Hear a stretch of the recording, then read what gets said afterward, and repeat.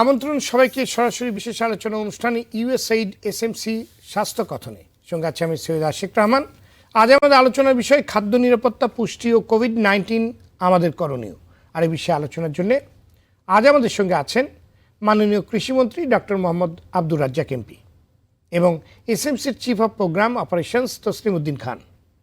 দর্শক, স্বাধীনতার পরবর্তী সময়ে 7.5 কোটি মানুষের 3 বেলা খাবার জোগাতে যেখানে বিদেশি সাহায্যের দিকে থাকতে হতো, সেখানে এখন প্রায় 17 কোটি মানুষের খাদ্য চাহিদা পূরণ করে উদ্ধৃত থাকছে সরকারের বহুমাত্রিক সহযোগিতা, কৃষি গবেষকদের গবেষণা এবং কৃষকের অক্লান্ত পরিশ্রম ও আধুনিক চাষাবাদ পদ্ধতি গ্রহণের ফলেই এসেছে এই সফলতা।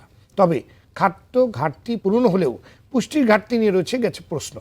তাছাড়া ঝড় বৃষ্টি, বন্যার মতো প্রাকৃতিক দুর্যোগের এই দেশে খাদ্য নিরাপত্তা কতখানি টেকসই হয়েছে তা নিয়েও রয়েছে প্রশ্ন। সম্প্রতি কোভিড-19 দুর্যোগে পুষ্টির বিষয়টি গুরুত্বের সঙ্গে আলোচিত হচ্ছে। ভ্যাকসিন আবিষ্কার না হওয়া পর্যন্ত স্বাস্থ্যবিধি মেনে চলার পাশাপাশি পুষ্টিকর খাবার গ্রহণের মাধ্যমে রোগ প্রতিরোধ ক্ষমতা বাড়ানোর জোর দিচ্ছেন জনস্বাস্থ্য বিশেষজ্ঞরা। কিন্তু করোনার মহামারীতে অর্থনৈতিক বিপর্যয়ের কারণে বিপুল সংখ্যক মানুষ দারিদ্র্য সীমার নিচে নেমে গেছে। আগে থেকেই দারিদ্র্য সীমার নিচে থাকা এবং তালিকায় নতুন যুক্ত হওয়া এই শ্রেণীর মানুষদের প্রয়োজনীয় পুষ্টি নিশ্চিত করা একটি বড় চ্যালেঞ্জ। একদিকে কোভিড-19, অন্যদিকে দেশের বিভিন্ন অঞ্চলে দেখা দেয়া তুমুল বন্যার প্রেক্ষাপটে দেশের সব স্তরের মানুষের পুষ্টি চাহিদা পূরণের উপায় খুঁজব আজকের এই আলোচনায়। দর্শক, আরটিভির ফোন লাইভ আছে খোলা, পর্দায় দেখানো নম্বরে ফোন করে আপনিও আপনার মতামত জানাতে পারেন, প্রশ্ন করতে পারেন। অনুষ্ঠানটি চাইলে দেখতে পারেন ফেসবুকেও। যাচ্ছি মূল আলোচনায়। মাননীয় মন্ত্রী ডক্টর আব্দুর রাজ্জাক এমপি, কোভিড-19 বাস্তবতায় দেশের খাদ্য নিরাপত্তা এবং পুষ্টির বিষয়টিকে আপনি কিভাবে দেখছেন মাননীয় মন্ত্রী? আমি আপনাকে আন্তরিকভাবে ধন্যবাদ দিচ্ছি জুমের মাধ্যমে আরটিভির সাথে আমাকে সম্পৃক্ত করে এই অনুষ্ঠানে কথা বলার সুযোগ করে দেওয়ার জন্য। আসলে আমি যদি বলতে চাই যে এই সরকার এখন তৃতীয় মেয়াদে সব দেশ পরিচালনা করছে। আমরা প্রথম মেয়াদে 2009 সালে সরকার গঠন করেছিলাম 7 জানুয়ারি। তারপরে 2014 সালে, আবার 18 সালের 30 ডিসেম্বরের নির্বাচন, আবার জানুয়ারি মাস থেকে আমরা প্রায় 1.5 বছর বেশি হয়ে গেছে এই সরকার মাননীয় প্রধানমন্ত্রী জননেত্রী শেখ হাসিনার নেতৃত্বে পরিচালিত হচ্ছে। আপনি যদি দেখেন আওয়ামী লীগের 3টা নির্বাচনে যে নির্বাচনী ইশতেহার দিয়েছে, প্রত্যেকটা নির্বাচনী ইশতেহারে অগ্রাধিকারের বিষয়গুলো থাকে। যেমন এই বছর আমরা বলেছি আমাদের 21টি বিশেষ অঙ্গীকার। বিশেষ অঙ্গীকারের মধ্যে কৃষির 2টা। একটি হলো যে আমরা মানুষকে খাদ্য নিরাপত্তা এবং পুষ্টি নিরাপত্তা দিতে চাই। আমরা পুষ্টিটাকে আলাদাভাবে গুরুত্ব দেওয়ার জন্য এগুলো উল্লেখ করেছি। যদিও ব্রড ইয়েতে খাদ্যের নিরাপত্তার মধ্যে পুষ্টি আসে, তারপরে পুষ্টিকে মাননীয় প্রধানমন্ত্রী বিশেষভাবে উল্লেখ করেছে। ঠিক আরেকটি আমাদের রয়েছে, সেটি হলো যে কৃষিকে যান্ত্রিকীকরণ করা, আধুনিকীকরণ এবং বাণিজ্যিকরণ। অর্থাৎ কৃষি করে যেন মানুষ লাভ করতে পারে, কৃষি করে যেন কিছু লাভ করে তাদের জীবনযাত্রার মান উন্নয়ন করতে পারে। আগে কৃষি ছিল কোন রকমের জীবনে বেঁচে থাকা, উৎপাদন করে অন্তত যেন অভুক্ত না থাকতে হয়, অনাহারে না থাকতে হয়, এরকম পরিস্থিতি মোকাবেলা করা। এখন কিন্তু কৃষি করে অনেক মানুষ অনেক অর্থবিত্তের মালিক হয়েছে, অনেক শিক্ষিত যুবক তরুণরা তারা আসছে কৃষিতে। যেমন আমি গত ফেব্রুয়ারিতে শাইখ সিরাজের কৃষি ও কৃষকের বাজেটের একটা কর্মসূচি গোপালগঞ্জে গিয়েছিলাম। সেখানে 40-এর নিচে একজন বয়সের যুবক, সে বলছে যে সে 71 লক্ষ টাকার বড়ই বিক্রি করেছে, ইউ বিলিভ অর নট। এবং সে আরো 10 লক্ষ টাকার বড়ই বিক্রি করার জন্য একটা ফার্মাসিউটিক্যাল কোম্পানির সাথে চুক্তি করেছে। আমি বললাম ফার্মাসিউটিক্যাল কোম্পানি বড়ই নিয়ে কি করবে? বলে যে তারা আর গিফট দিবে বড়ই। বড়ইয়ের খুব টেস্ট ভালো, এটাও একটা কিন্তু পুষ্টি জাতীয় খাবার।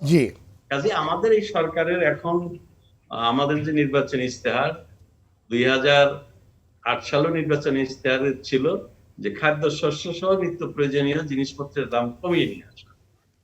আল্লাহ রাব্বুল আলামিনের ইচ্ছা, আমরা সেখানে এমডিজি গোলের কথা বলেছিলাম, মিলেনিয়াম ডেভেলপমেন্ট গোলও ছিল যে খাদ্য নিরাপত্তা অর্জন করা, দারিদ্র্য কমানো, স্বাস্থ্য, শিক্ষা, বিভিন্ন 7টা ইচ্ছা। আমরা বলেছিলাম যে 15 সাল ক্লোজিং ইয়ার অফ এমডিজি 15 সালের মধ্যে অবশ্যই আমরা খাদ্যে স্বয়ংসম্পূর্ণ হতে চাই। আল্লাহ রাব্বুল আলামিনের ইচ্ছায় আমরা খাদ্যে, বিশেষ করে দানা জাতীয় খাদ্য, প্রধান আমাদের যে খাদ্য, ধানে আমরা মোটামুটি ভালো, আমাদেরকে ধান রপ্তানি করতে হবে। গতকাল বোধ প্রথম আলোতে একটা ছিল যে আমরা একদম চাল রপ্তানি করি নাই। জি, এখন আমাদের জন্য হলো পুষ্টি।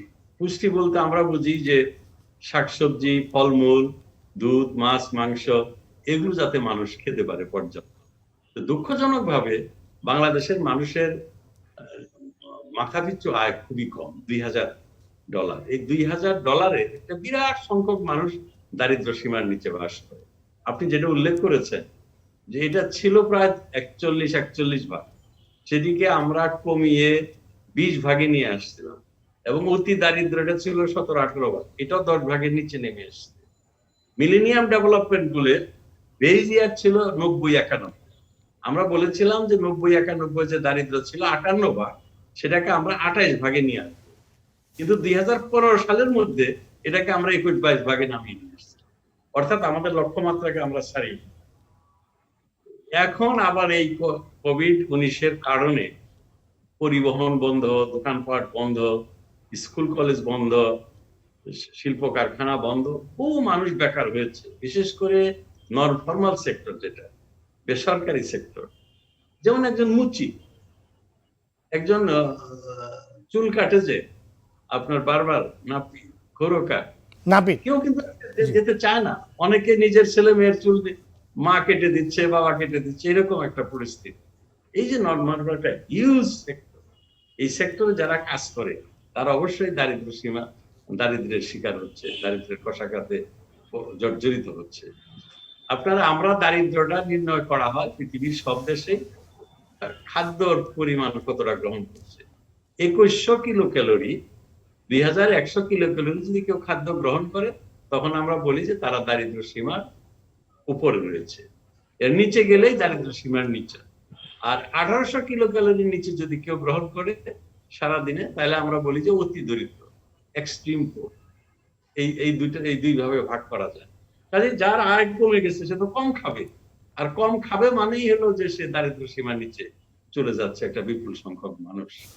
আর ইতিমধ্যে আপনি জানেন, আমরা সবাই জানি যে জাতিসংঘ এবং পৃথিবীর বিভিন্ন আন্তর্জাতিক সংস্থা, সোশ্যাল নেতারা, যারা সামাজিক তারা বলছে, অনেক বিশেষজ্ঞরা বলছে যে করোনা ভাইরাসের কারণে পৃথিবীর অনেক দেশে খাদ্য উৎপাদন কমে যাবে, খাদ্য কৃষির উপর একটা চরম আঘাত এসেছে, এবং অনেক দরিদ্র দেশ যে এমনিতেই খাদ্য সংকটে আছে, সেখানে সুমর সম্ভাবনা রয়েছে ভয়াবহ দুর্ভিক্ষ হওয়ার।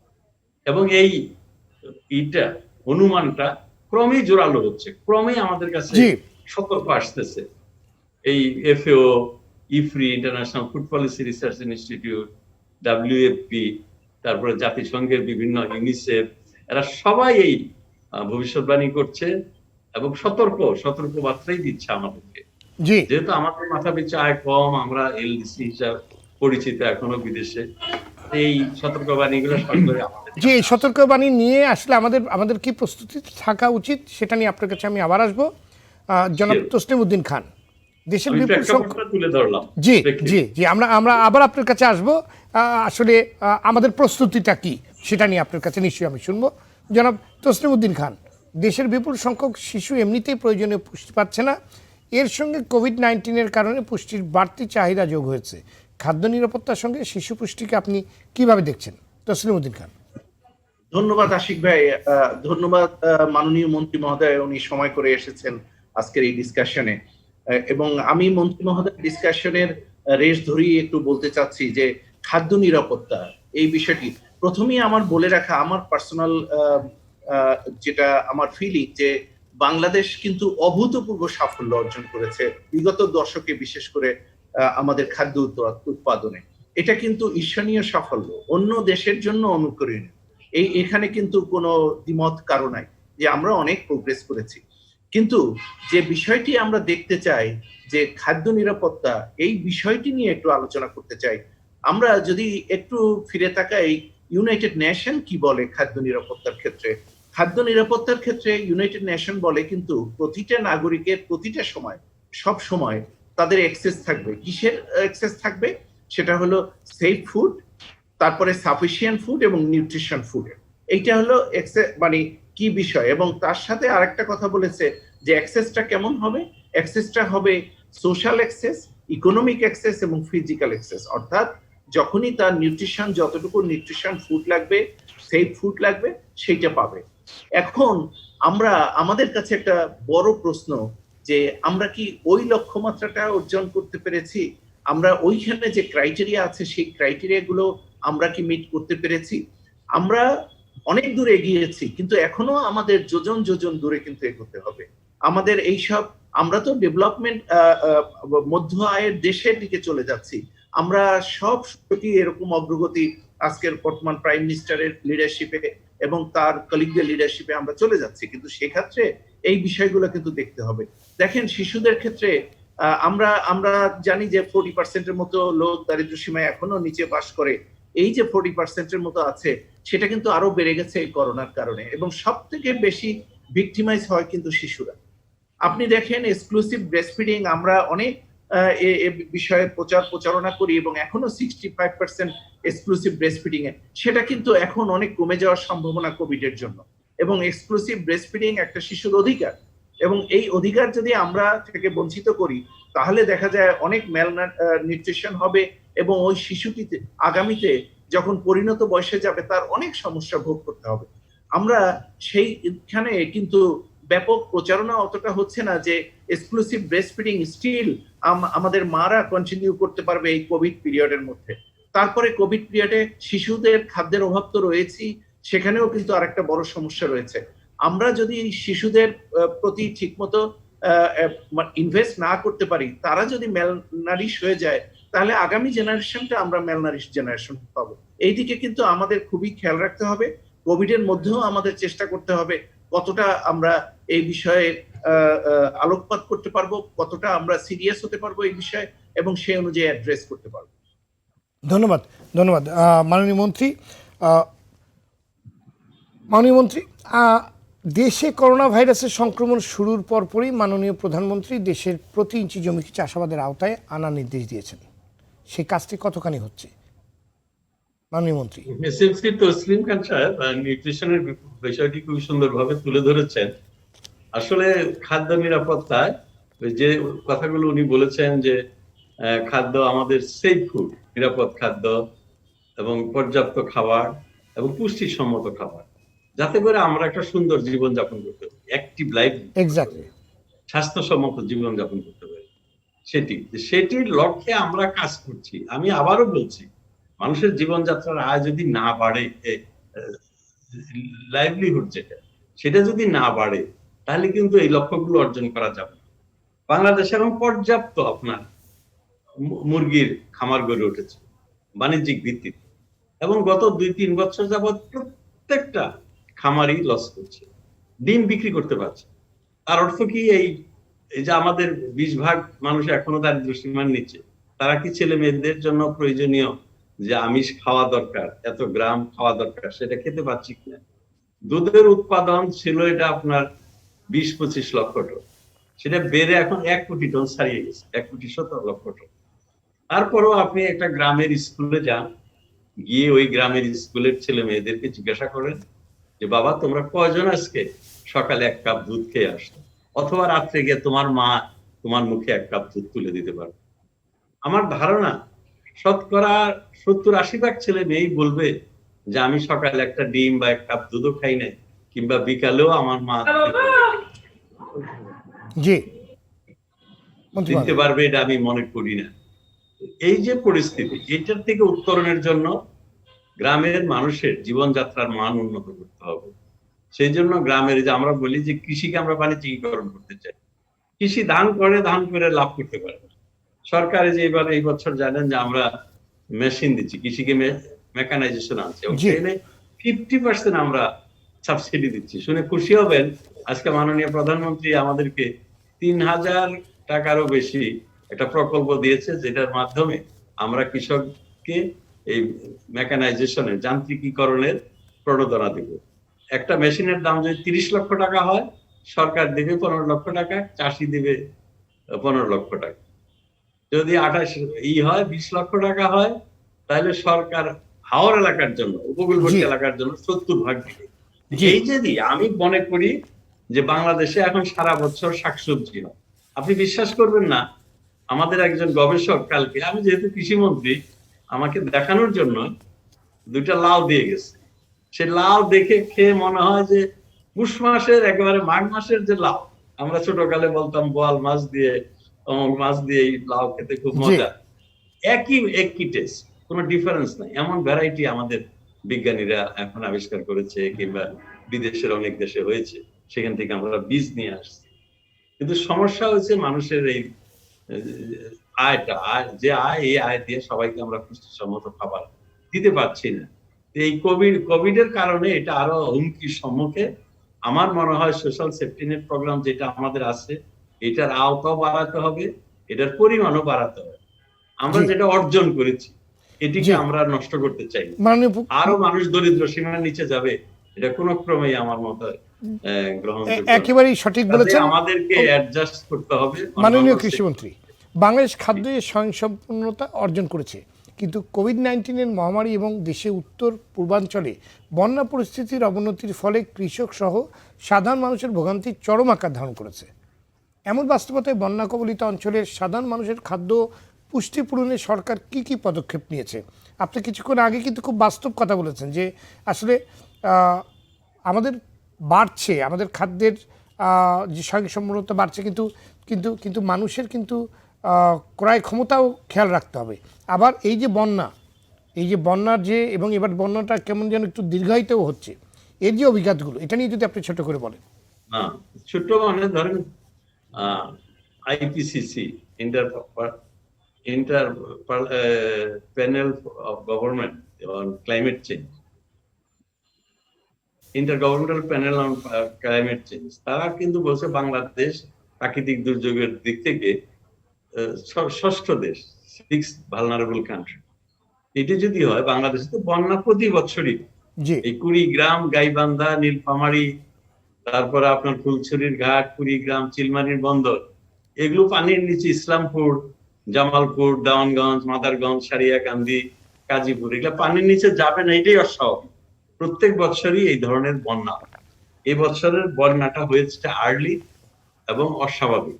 যার প্রথম জন্য বন্যা দীর্ঘায়িত হলো, হচ্ছে। আমরা তো সবসময় মনিটর করি কৃষিমন্ত্রী হিসাবে, জি 24 ঘন্টা আমরা কত পানি বাড়ছে, কতটা জমি নষ্ট হচ্ছে, ধান কতটা নষ্ট হলো, পাট কতটা ডুবলো, তিল এক্স্যাক্টলি ক্ষেত কতটা নষ্ট হলো, এটা আমাদেরকে করতে হয়, পার্ট অফ আওয়ার ডিউটি।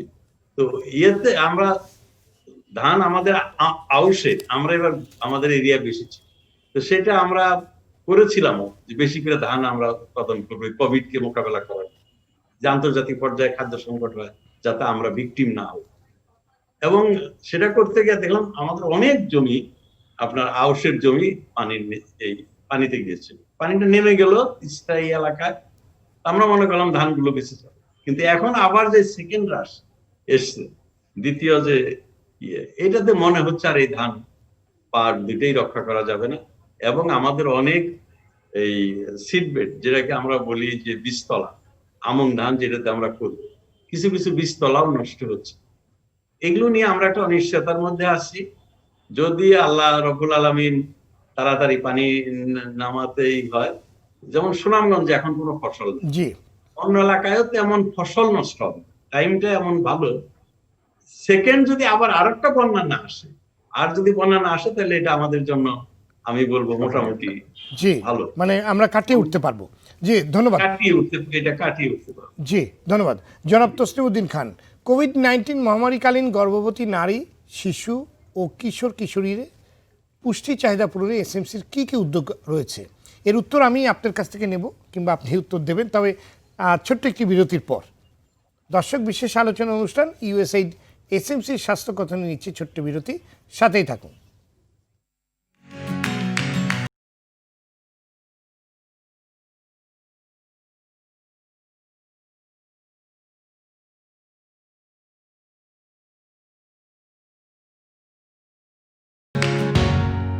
দর্শক বিরতির পর আবারও স্বাগত বিশেষ আলোচনা অনুষ্ঠান ইউএসএইড এসএমসি স্বাস্থ্য কথনে। সঙ্গে আছি আমি সৈয়দ আশিক রহমান। আলোচনা করছি খাদ্য নিরাপত্তা, পুষ্টি ও কোভিড-19 আমাদের করণীয় নিয়ে। আলোচনা করছেন মাননীয় কৃষিমন্ত্রী ডক্টর মোহাম্মদ আব্দুর রাজ্জাক এমপি এবং এসএমসির chief of programme operations Tasnim Uddin Khan. ফিরছে আলোচনায়। জনাব তসনিম উদ্দিন খান, বিরতির পূর্বে আপনার কাছে যে প্রশ্নটি ছিল, কোভিড-19 দুর্যোগে গর্ভবতী নারী, শিশু ও কিশোর কিশোরীদের পুষ্টি চাহিদা পূরণে এসএমসির পক্ষ থেকে আপনারা কি উদ্যোগ নিয়েছেন কিংবা নিচ্ছেন? জনাব তসনিম উদ্দিন খান। ধন্যবাদ আপনাকে আশিক ভাই। সোশ্যাল মার্কেটিং কোম্পানি তার কমিটমেন্টের মধ্যে একটা অন্যতম কমিটমেন্ট কিন্তু নিউট্রিশন, আর এই কোভিড সিচুয়েশনে সেটা আরো এসএমসি জোরদার করেছে।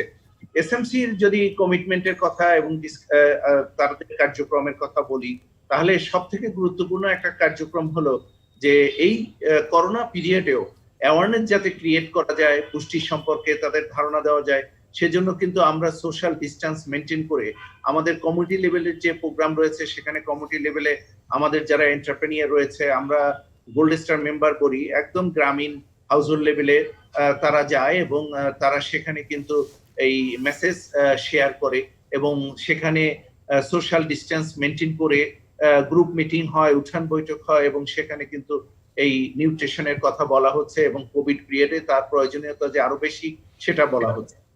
ঠিক তেমনি ভাবে ক্রিয়েশন করা হচ্ছে যে আমাদের 8000 ব্লু স্টার রয়েছে নন গ্রাজুয়েট মেডিকেল প্র্যাকটিশনার সারা দেশে, কিন্তু তাদের পেশেন্টদের কাছে এটা কাউন্সিলিং করছে যে এই কোভিড এর সময় তারা কিভাবে নিউট্রিশনের অভাবটা পূরণ করতে পারবে।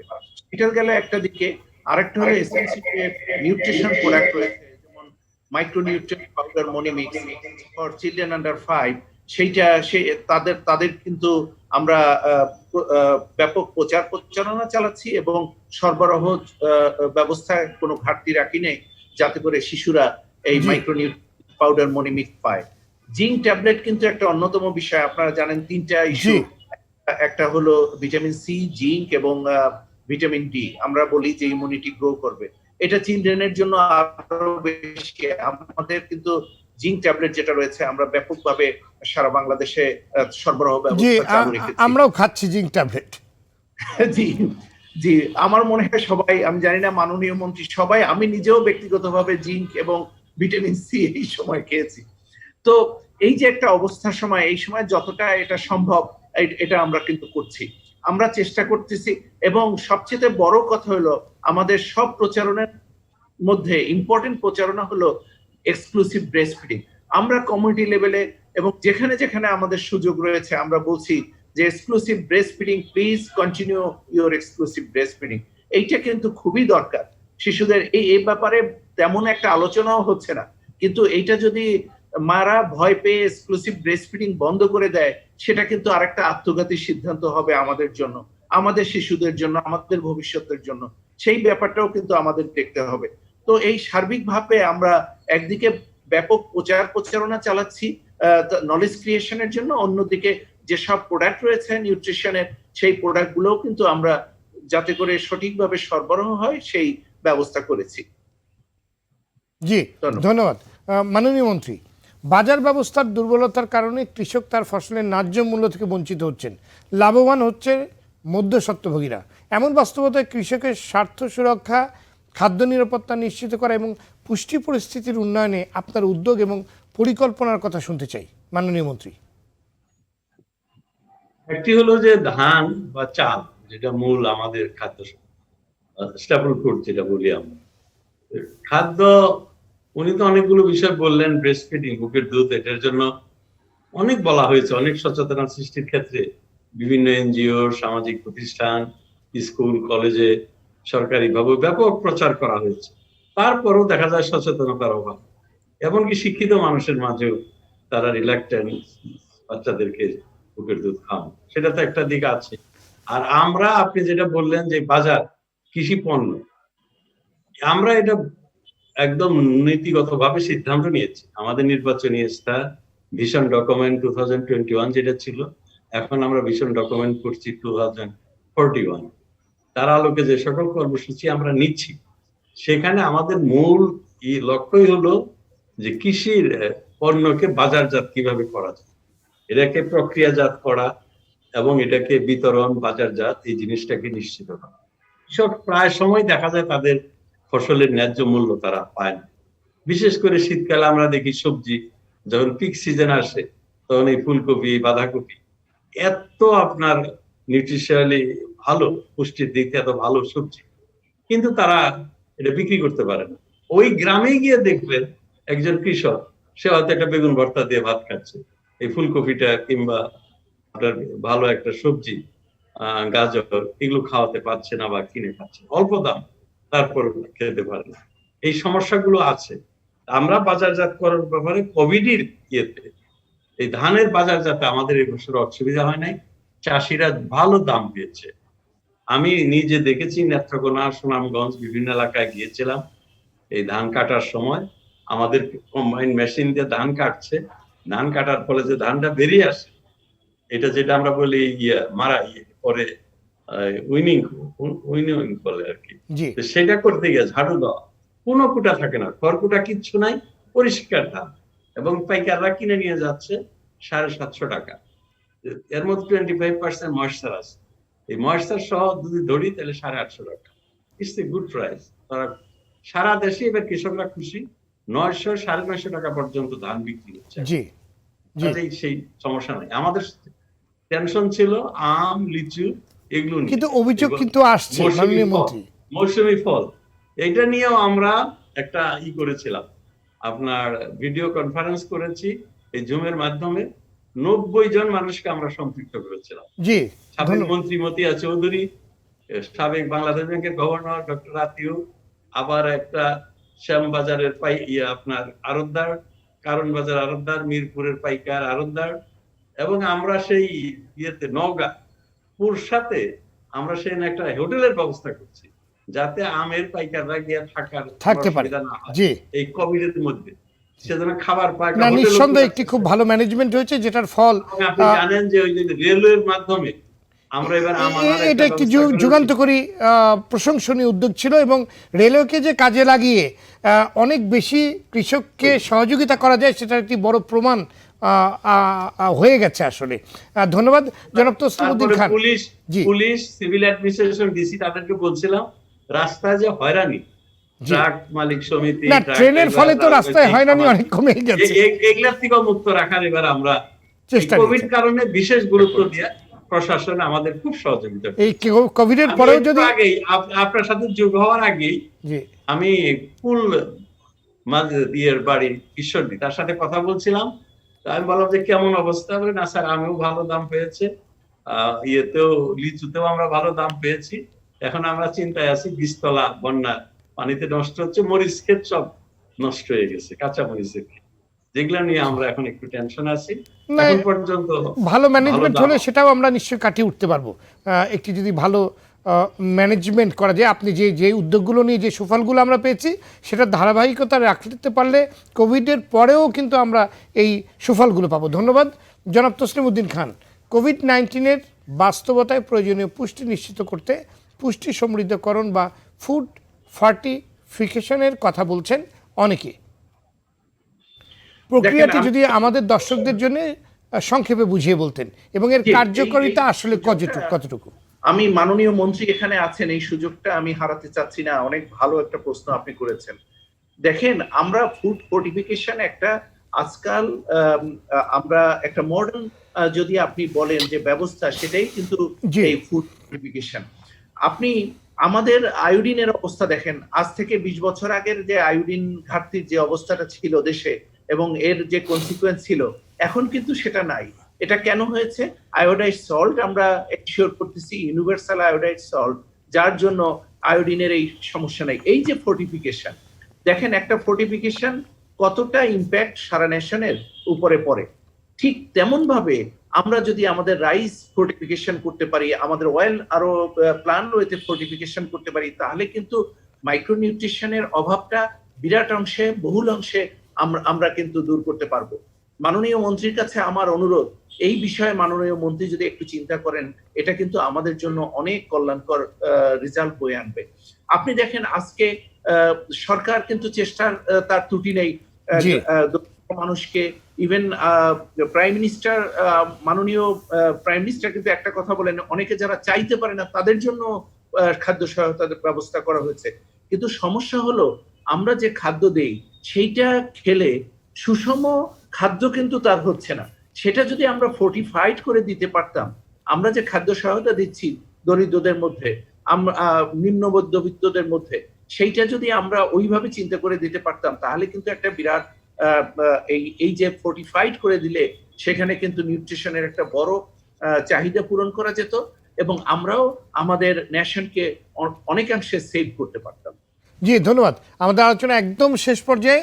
মাননীয় মন্ত্রী, বর্তমান কোভিড-19 মহামারী পরবর্তী খাদ্য নিরাপত্তা ও পুষ্টির ক্ষেত্রে চ্যালেঞ্জ মোকাবিলায় পরিবার সমাজ উন্নয়ন সহযোগী সংস্থা এবং রাষ্ট্রের করণীয় শুনে আমরা আজকের অনুষ্ঠান শেষ করব।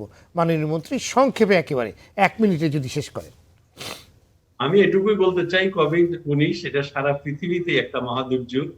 এটা মোকাবেলা করার জন্যই সারা পৃথিবীর মানুষ কাজ করছে, সকল শ্রেণী পেশার, রাজনৈতিক নেতারা, নেতৃবৃন্দ। আমাদের মাননীয় প্রধানমন্ত্রী জননেত্রী দেশরত্ন শেখ হাসিনা, উনি অনেক কর্মসূচি নিয়েছেন এবং সচেতন রয়েছে। আমরা আশা করি যে আমাদের সামনে যে দুর্যোগ নেমে আসছে এটা আমরা কাটিয়ে স্বাভাবিক অবস্থায় ফিরে যেতে পারবো এবং এর জন্য সার্বিক প্রস্তুতি আমাদের চলছে, সবকিছুকে পুনর্জীবিত করে পূর্বের অবস্থায় নিয়ে যাওয়ার জন্য। ধন্যবাদ। ধন্যবাদ আপনাদের, সহযোগিতা লাগবে কি? ধন্যবাদ আপনাদের দুজনকে আজকে আলোচনায় যোগ দেওয়ার জন্য। দর্শক, কোভিড-19-এর কারণে সারা বিশ্বে খাদ্য ঘাটতির সংখ্যা বিবেচনায় রেখে মাননীয় প্রধানমন্ত্রী দেশের প্রতি ইঞ্চি জমিতে ফসল ফলানোর নির্দেশ দিয়েছেন।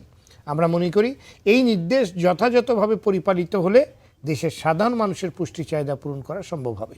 তবে সম্প্রতি দেশের উত্তর পূর্বাঞ্চলে যে ভয়াবহ বন্যা দেখা দিয়েছে তাতে ফসলের ব্যাপক ক্ষতি হচ্ছে। এর ফলে এই অঞ্চলগুলোতে পুষ্টি ও খাদ্য সংকট দেখা দিতে পারে। করোনা ভাইরাসের এই দুর্যোগে বন্যা কবলিত মানুষের প্রয়োজনীয় খাদ্য ও পুষ্টি চাহিদা পূরণে সরকারকে দ্রুত পদক্ষেপ নিতে হবে। বেসরকারি উন্নয়ন সংস্থা, প্রতিষ্ঠান ও ব্যক্তি পর্যায়ে সমন্বিত উদ্যোগ নিয়ে বন্যা দুর্গত অঞ্চলের মানুষের পাশে দাঁড়াতে হবে। আর সার্বিকভাবে টেকসই খাদ্য ও পুষ্টি নিশ্চিত করতে আধুনিক চাষাবাদ পদ্ধতি আরও বিস্তৃত করতে হবে। গবেষণার পাশাপাশি কৃষকের প্রশিক্ষণের ব্যবস্থা করতে হবে। দর্শক, আজ এ পর্যন্তই। অনুষ্ঠানটি পুনঃপ্রচার হবে আজ রাত 1:30 আগামী মঙ্গলবার আবার অনুষ্ঠানটি দেখার আমন্ত্রণ রইল। সবাই ভালো থাকুন, সুস্থ থাকুন। সঙ্গে থাকার জন্য ধন্যবাদ।